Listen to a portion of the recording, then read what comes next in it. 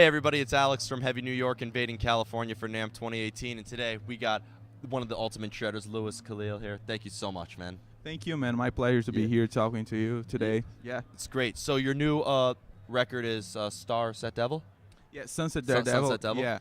It came out in 2016, but I just released a new EP with Dirk on drums, a 2-song EP. And yeah, it came out on November, I think.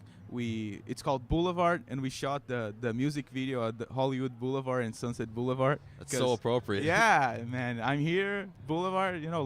I would like to make something to do with LA because I just moved here. So I thought, okay, cool. Let me do something that has to do with the moment of my life, because I think that's music's all about, And yeah, it was great.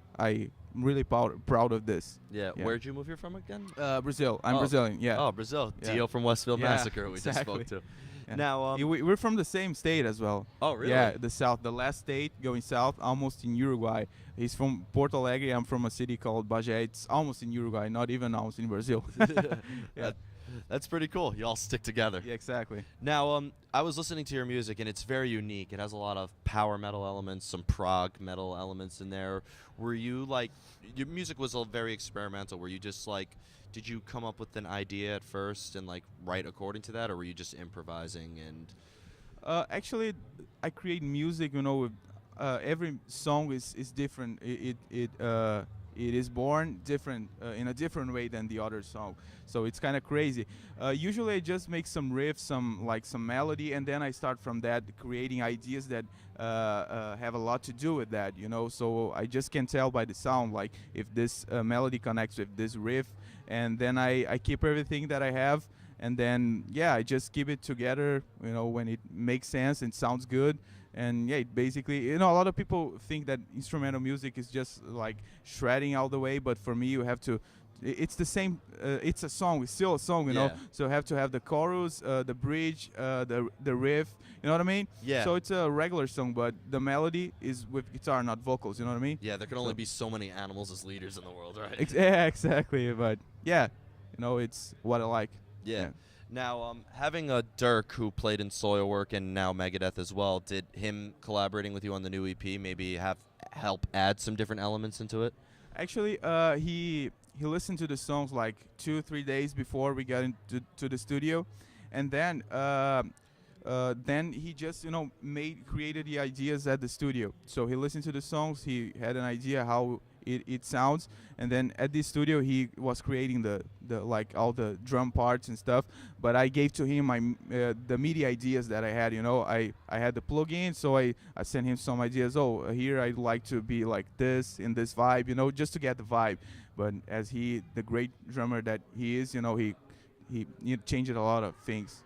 For better. Yeah, for the better. Yeah, for the better. Now, originally coming from Brazil, obviously Dio is there, and I know Brazil's a huge, huge country, but it's the home of Sepultura and Crisium and so many amazing bands. So, was being in a country known for a lot of metal bands maybe help you get your name out there a little bit more? Yeah, for sure, man. I think it helped a lot. Yeah. Yeah, a lot of. It's just I heard it's Max Cavalera. We spoke to him earlier this year. He said it's crazy down there. The underground is always. Yeah, we have a lot of bands, a lot of talent people that most of the times they don't even have a chance to be in the great scene. For example, LA, they don't have the opportunity to make it in the music industry. But we have a lot of talent people, and you can tell by Sepultura, Angra, and Crisium, they're amazing. And even Sepultura created something that nobody did before. You know what I mean? Thrash. Because we have a lot of different music styles in Brazil from all over the parts of the country. You know what I mean? Yeah. So in the south you have one style, and then in the north you have another one. And then have a lot of things to add to the metal music, to mix stuff, to mix styles. Yeah, definitely. Now, I know that you actually played a show or a couple shows with Westfield Massacre. Yeah, I did. I did just one at the Vibe Room, actually. Oh, yeah. really? That was the last show that they played in the they last U.S. tour. Yeah. So was that a different mind frame in terms of guitar playing because as opposed to playing your own stuff?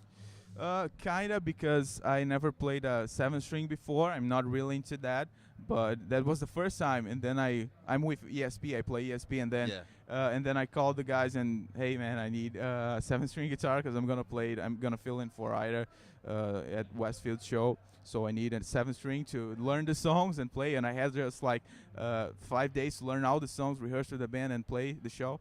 And it was crazy, man. But it's good music, so it's good to learning good music that you like. So everything makes sense, you know. So in the end of the day, you're happy doing that. Absolutely. Yeah. So, I know you're a firm user of ESP, as you mentioned. Is there a specific reason why you chose ESP? It seems to be like the go-to for metalheads. It all happened like really naturally for me because I had my first ESP. I got the first one when I was 12 years old, Kirk Hammett's signature, Okay. and I just bought it in the store, you know. And then I was, you know, amazed by the sound, and I bought it.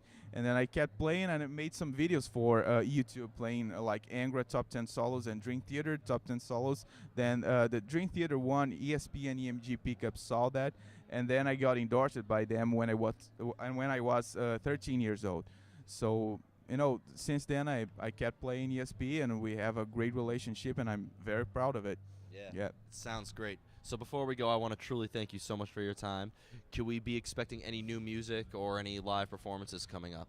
Thanks, man. Thank you. And about the new music, I'm not sure about this year because my main goal now is to play shows, because I have already 2 records released and one AP that just came out like 2 months ago. So we're gonna release a new music video for the other song, Ghost in Silence, that Sean from Westfield recorded the vocals. And then I'm playing shows around here in Hollywood next month. I'm gonna play the Viper Room, my debut live show here. Excellent. And then I'm trying to book a tour for the end of the year. Excellent. And Come to New York. Yeah, I will. So I'll hit you up. Yeah. Excellent. Well, again, Louis, Thanks thank again, you so man. much for your time. Everybody, Luis Kalil, pick up his newest EP as well as the last full-length record, Sunset Devil. It is absolutely badass. Be sure to catch him on his up-and-coming shows, including at the Viper Room. And we'll see you next time as we invade California at Namm 2018 on Heavy New York. Yeah.